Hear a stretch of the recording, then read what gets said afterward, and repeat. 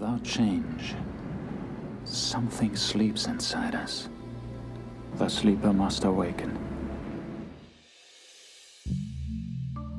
Hello and welcome back to another We Ourselves video. And today I want to talk about how the Recast T'Challa movement and the members of the movement are not the oddballs in the room. In fact, our attitude is in line with industry standards, and it is the anti-recasters, including you, Ryan Coogler, and you, Nate Moore. You are the oddballs in the room, and I want to talk about that today.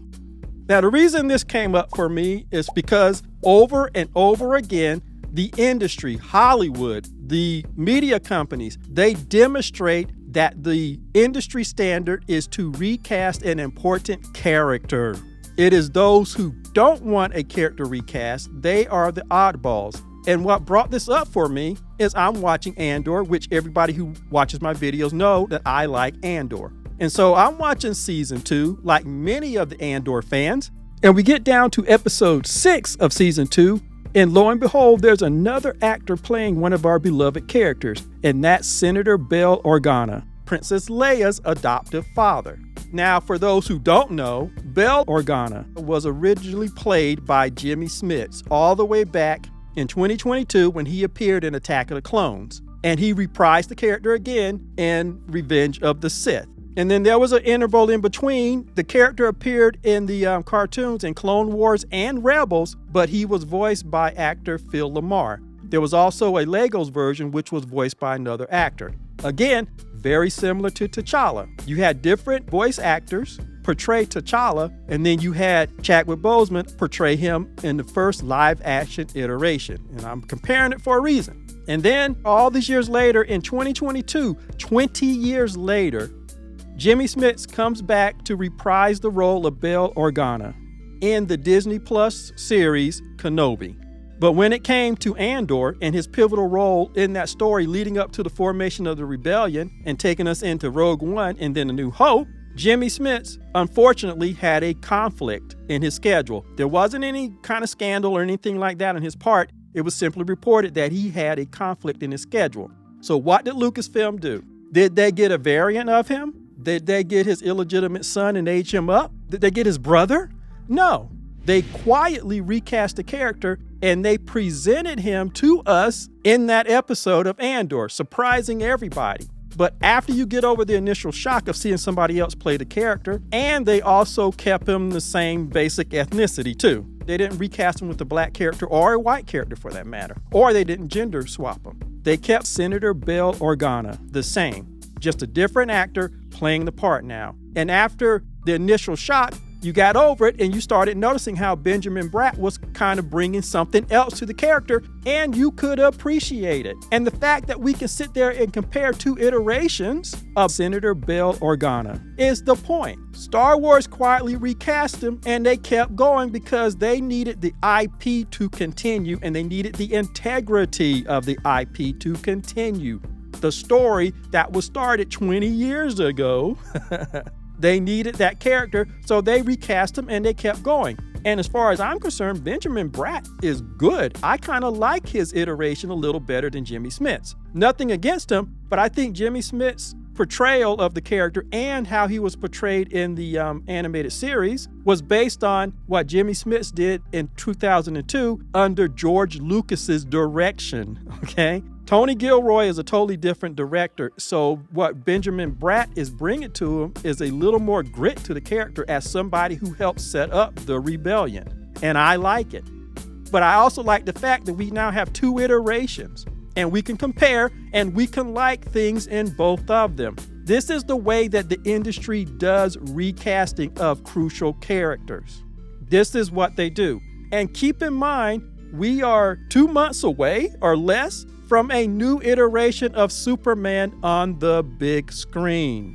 All of these are examples by the industry in our faces of what it means for an IP to have true legacy. You have to have iterations of the characters that help make that IP successful, profitable.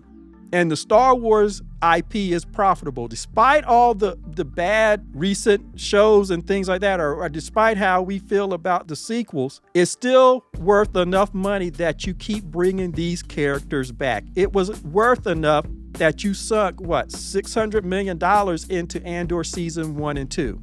What Dave Filoni said about recasting the character of Baylan Skoll when Ray Stevenson suddenly died, what he said and what he described he went through is the same thing that Ryan Coogler went through, and as far as I'm concerned, it forever puts to sleep the anti-recasters arguments, including Ryan Coogler's own arguments.